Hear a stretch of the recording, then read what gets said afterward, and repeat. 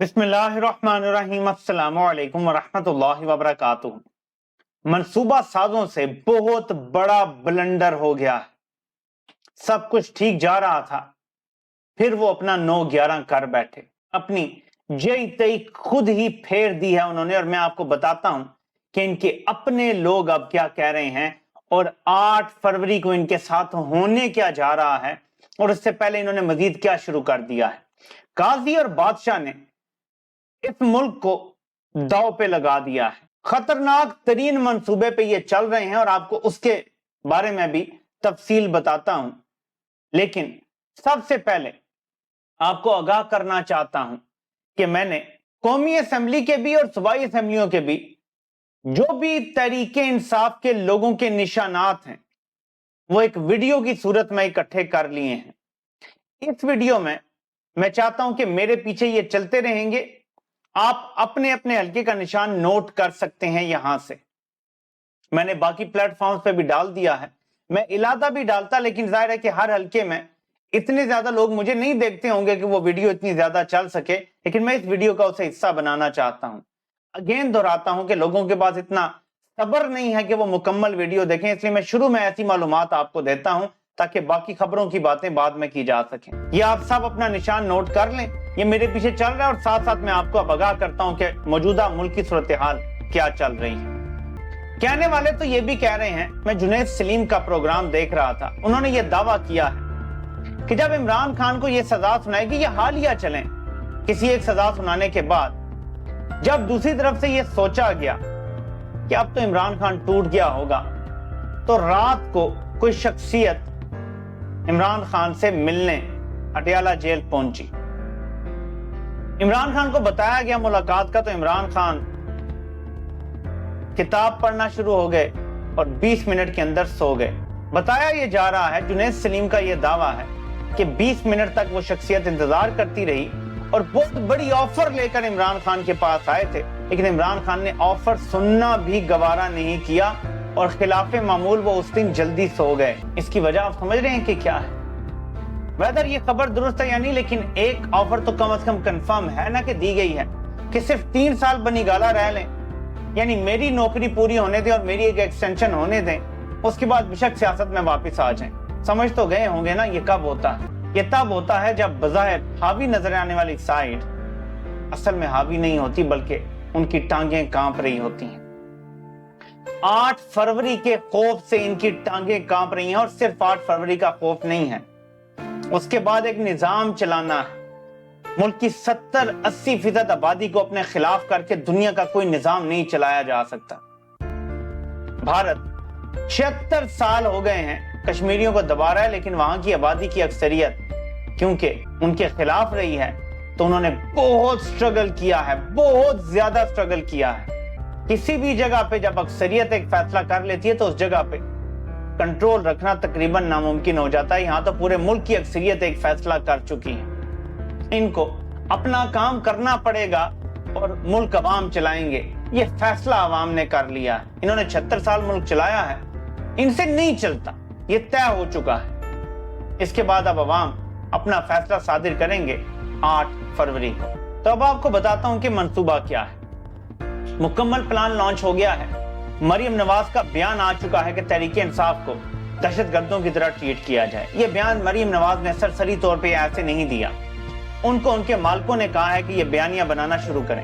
شہباز شریف press conference کر دیتے ہیں، نون لیگ کے سارے لوگ اب اسی طرح کی باتیں کر رہے ہیں، اور پھر آج کرک میں تحریک انصاف کے اوپر حملہ کیا گیا پولیس کی طرف سے، اور وہاں پہ کچھ شرپسند بھیجے گئے جن کی پولیس سے لڑائی کروائی گئی، اور یہ آگے 2-3 دن مزید ہوگا۔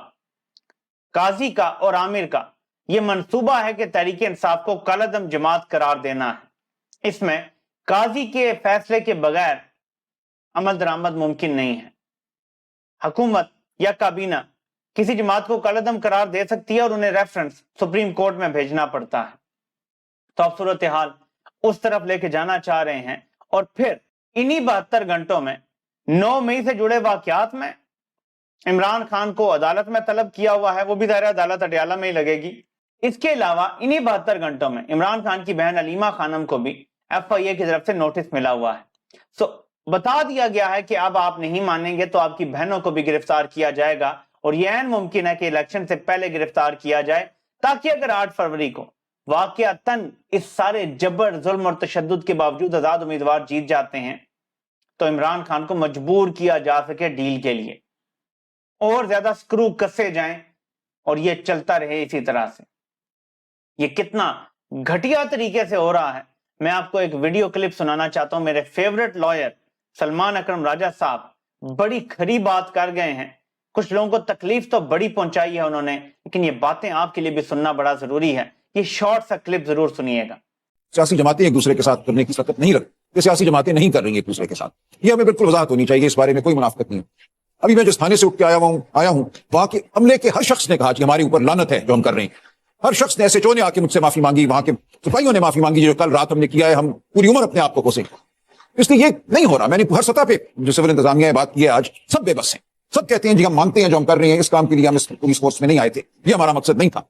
इस वक्त जो हो रहा है, पूरी रियासत जो है वो बिल्कुल एक तरह से हेल्पलेस है। वो बिल्कुल ऐसे है कि जैसे उसको उसकी डोर है वो खींची जा रही है और पुतलियों की तरह लोग वो काम कर रहे हैं जो वो नहीं करना चाहते। इस वक्त हम ये कागजात लेके जा रहे थे, कागजात नामजदगी आर ओ साहिबान के पास, वो भी आगे से यही शिकवा करते ये जो हमें हुक्म है हम वो करेंगे, हम क्या करें, हमने नौकरी की है यहाँ पे। उसके बाद जब प्रपोजर्स और सेकेंडर्स को अगवा किया गया, मेरे हाथ से उठाया गया, एक शख्स को गले पे पकड़ा गया, उठा के उसको गाड़ी में डाला गया, इधर भी पुलिस थी इधर भी पुलिस थी। मैंने कहा रोको इनको, कहते हम नहीं रोक सकते। तो मुझे नहीं पता हम कैसे खामोश रह सकते हैं, हम कैसे गूंगे बहरे रह सकते हैं। इस वक्त मेरी नजर में जमहूरियत, सियासी निजाम बिल्कुल खत्म हो चुका है। तो नई मिसाल जमहूरियत की जरूरत तो फिर है ना। देखिए हम क्या करेंगे, हम आपस में फैसले कर लें, हमारे फैसलों से क्या होगा। देखिए मेरी नजर में जो असल ताकत का मंबा है, जो कि अवाम हरगिज नहीं है, सियासी जमातें हरगिज नहीं है, उसको ख्याल करना होगा कि इस रियासत को किस दौर आगे चलाना है। क्या ये रियासत बिल्कुल फस्ताई रियासत? आप ये कह रहे हैं कि अगर आप एक नई मिसाल जमहूरियत पे तमाम पार्टी दस्तखत कर भी दें कोई फर्क नहीं पड़ेगा, तो वो गैर मुअस्सर कोई फर्क नहीं पड़ेगा उससे। मुझे बिल्कुल कोई उसकी इफादियत नजर नहीं आती। अगर फैसला साज ये फैसला करती है कि हमने मुल्क को इस तरह चलाना है, इस जमात को रहने देना है, इस जमात को नहीं रहने देना, ये शख्स वजीर आजम होगा, ये शख्स स्पीकर होगा, तो बाकी सब हम ये मिसाक करके एक तरह से हम एक पर्दा बना देते हैं। ये है वक्त की जरूरत के लोग सच बोलें। ये नून लीग नहीं करवा रही, ये पीपल्स पार्टी नहीं करवा रही।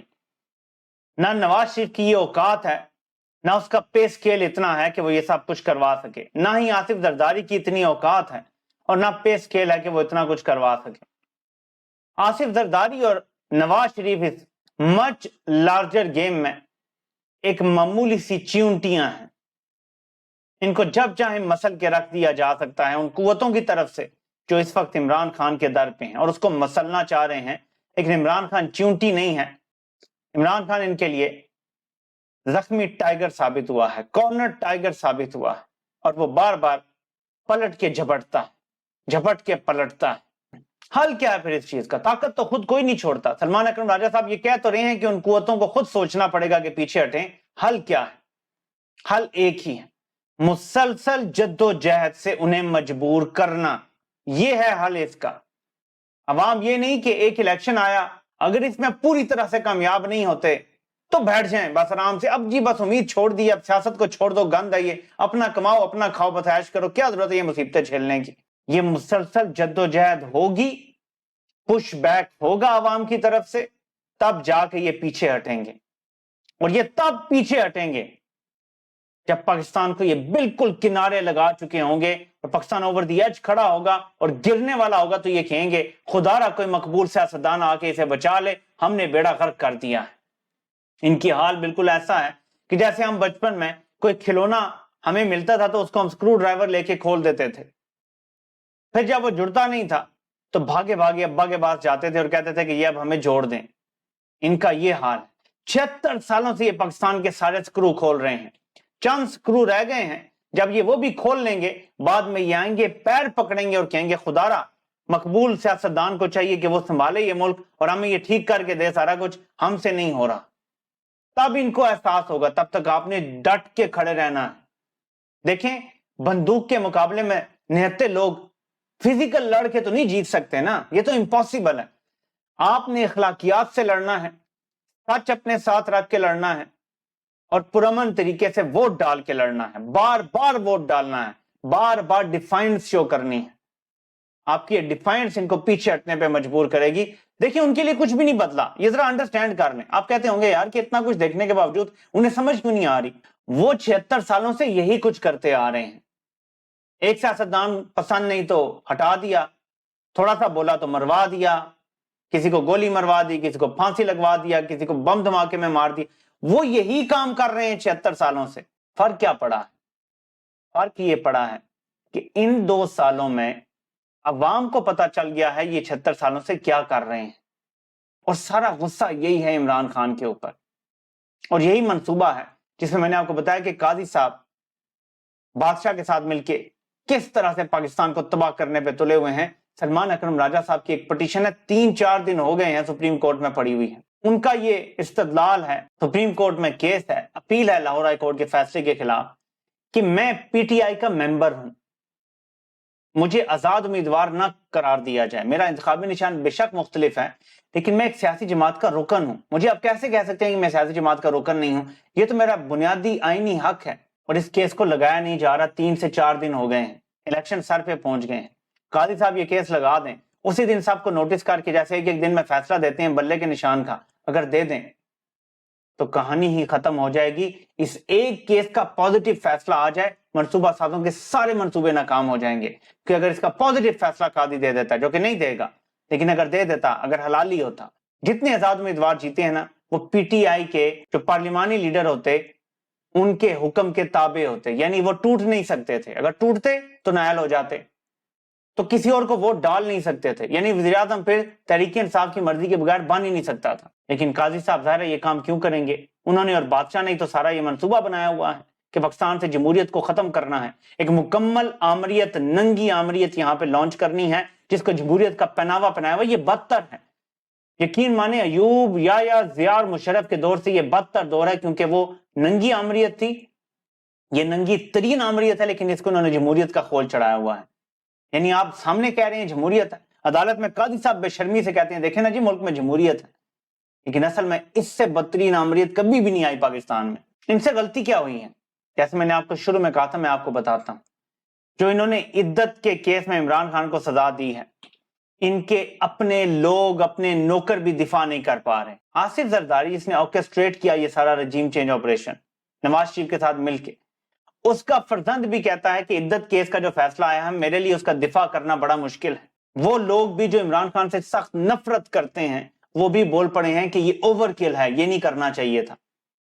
بیانیہ یہ بنانا چاہتے تھے کہ عمران خان اور اس کی بیوی بد کردار ہے. بیانیہ یہ بن گیا ہے کہ تم لوگ گھٹیا ہو، تم نے غلط کام کیا ہے، تم نے مذہب کے خلاف جا کے یہ سارا کچھ کیا ہے، تم نے ایک نیا مذہب ایجاد کر لیا ہے. یہ گلے پڑ گیا ہے ان کے. سوچ رہے تھے کہ جو ٹرن آؤٹ 60% ہونا ہے ہم اس کو بد کردار ثابت کر دیں گے، ٹرن آؤٹ 50% سے نیچے آ جائے گا، ہم مینج کر لیں گے. اب جو 60 ہونا تھا وہ 70% ٹرن آؤٹ ہوگا. لوگ یہی کہہ رہے ہیں. آپ نے عمران خان کو ایک سزا ایسی دی جس سے لگے کہ عمران خان بے ایمان ہے، ایماندار نہیں ہے. ایک سزا آپ نے عمران خان کو ایسی دی جس سے لگے کہ وہ ملک دشمن ہے، غدار ہے. ایک سزا آپ نے عمران خان کو ایسی دی ہے جس میں یہ لگے کہ وہ بد کردار انسان ہے. عوام کے سامنے ہے نا یہ تینوں سزائیں آپ دے چکے ہیں. اب مرد بنے اور 8 فروری کو پیچھے ہٹ جائیں اور عوام کو کہیں کہ ہم نے تمہیں بتا دیا یہ کس قسم کا ہے اور ہم تمہارے محافظ ہیں، اب دیکھ لو ووٹ کس کو دینا ہے. پھر عوام جو فیصلہ کرے نا اس کو تسلیم کر. اگر عوام تحریک انصاف کو ووٹ دیتی ہے اکثریت میں، وہ واپس سارے چلے جائیں اپنے جہاں جہاں آپ کے کام ہے، اپنے حلف کی پاسداری کریں، آئین اور قانون کا تحفظ کریں اور عمران خان کو حکومت کرنے دیں. یہ ہے مردانہ وار مقابلہ. مرد شکست تسلیم کرتا ہے، جس نے حلال رزق پہ پرورش پائی ہوتی ہے وہ اپنی ہار بھی بڑی خندہ پیشانی سے قبول کرتا ہے، گریسفلی قبول کرتا ہے. وقت آ گیا ہے کہ آپ اپنی ہار گریسفلی قبول کر لیں. یہ جو روز آپ اپنے ٹکے ٹکے کے لوگوں سے دھمکیاں دلواتے ہیں کہ معافی مانگنی پڑے گی، ناک رگڑنی پڑے گی، آپ کو ابھی تک اندازہ ہی نہیں ہے کہ عوام کے دل میں کتنی نفرت ہے. میں آپ کو ذرا مراد سید کا ایک میسج پڑھ کے بتاتا ہوں. شاید یہ میسج عوام کے جذبات کی ترجمانی کر سکے اور شاید آپ کی عقلوں پہ پڑے پردے ہٹ سکیں کہ آپ پاکستان کے ساتھ کیا کھلواڑ کر رہے ہیں. پاکستان کو وہ نقصان مودی اور نیتن یاہو مل کے نہ پہنچا سکتے جو آپ لوگوں نے پہنچا دیا ہے اور مسلسل پہنچا رہے ہیں. مراد سعید کہتے ہیں سجا لیا اپنا محشر، کر لیا شوق اپنی خدائی کا پورا، بد دیانت، بدعنوان، بد کردار ہو گیا ثابت. اب یوں کرو، اپنی جانوں پر رحم کرو اور تسلی سے بیٹھ کر خلق خدا کا فیصلہ سن لو. خلق خدا سمجھتی ہے کہ تم نے ان کی امانت میں خیانت کی ہے، ان کا اعتماد اور بھروسہ توڑا ہے. وہ سمجھتی تھی تم اس سے مخلص ہو. سب برے ہو سکتے ہیں, تم اس کا برا نہیں چاہ سکتے. ہاں تم سے غلطیاں ہوئی ہیں مگر تمہاری نیت غلط نہیں تھی.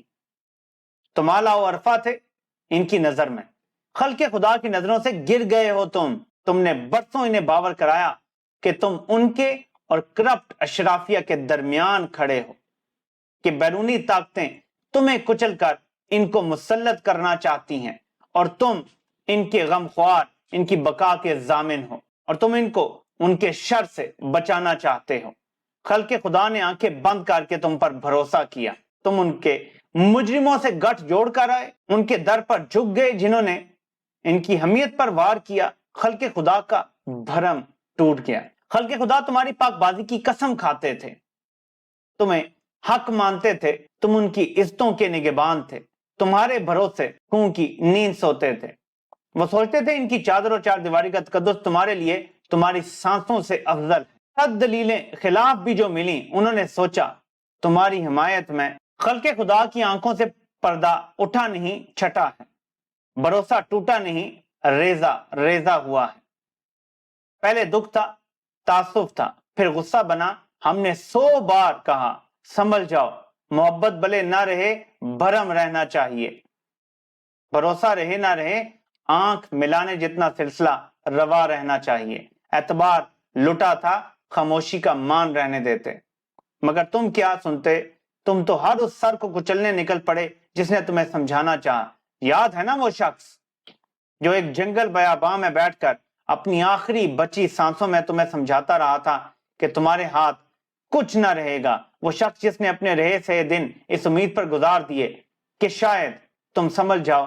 تم نے کیا کیا؟ تمہاری بدنصیبی نہ آئی ہوتی تو تم خلق خدا کو مجبور کرتے کہ وہ تم سے نفرت کا پہلا سبق اس خون سے لکھتی جس کی ہر قطرے میں تمہاری محبت تھی. تب بھی کہا تھا اب وہ تیزاب بن کر تمہاری رگوں میں اترے گا, مگر تم تو اندھے ہو گئے تھے. تمہاری کم بختی کی معراج اور کیا ہو کہ تم ان کی خاطر پستیوں میں گرے جن کے دشنام ترازیوں نے تمہیں 4 سو بدنام کیا, رسوا کیا, جو نہ کبھی ہمارے بن سکے نہ تمہارے بنیں گے. ان کی خاطر تم نے انہیں گنوا دیا جنہوں نے تمہارے نام پہ اپنے بچوں کے منہ سے نوالا نکال کر دان دیا. تمہاری اس سے بڑھ کر ذلت کیا ہو کہ جو مائیں اپنی جھولیاں پھیلا پھیلا کر تمہارے لیے دعائیں مانگتی, تم ان کی ردائیں چھین کر سرے بازار لے آئے. جن کی آنکھیں تمہیں دیکھ کر چمکتی تھیں, تم ان کے خواب, ان کے گھر, ان کی مانگ, ان کی گود, ان کی دنیایں اجاڑ آئے. جو تمہارے جیسا بنانے کے لیے بیٹے جنتی تھیں, تم ان کے ماتھے پر اپنے افکار کی سیاہی تھوپ آئے. خلق خدا سے جو بھڑنا تھا سو بھڑے, تم تو خدا سے بھی دشمنی باندھ آئے. اور اس کھیل میں اور یہاں کون ہوا؟ ماں تو معتبر ہی رہی, چاہے وہ عثمان ڈار کی تھی یا بشرا عمران. رسوا کون ہو گیا؟ تمہیں اس کی بلند قامتی سے وحشت ہوتی تھی, اس کے ایمان سے الجھن تھی, اس کے عقیدے سے خوف آتا تھا. تم اسے مثال بنا کر خلق خدا پہ اپنی ہیبت بٹھانا چاہ رہے تھے. تم فقط نفرت کے حقدار رہ گئے.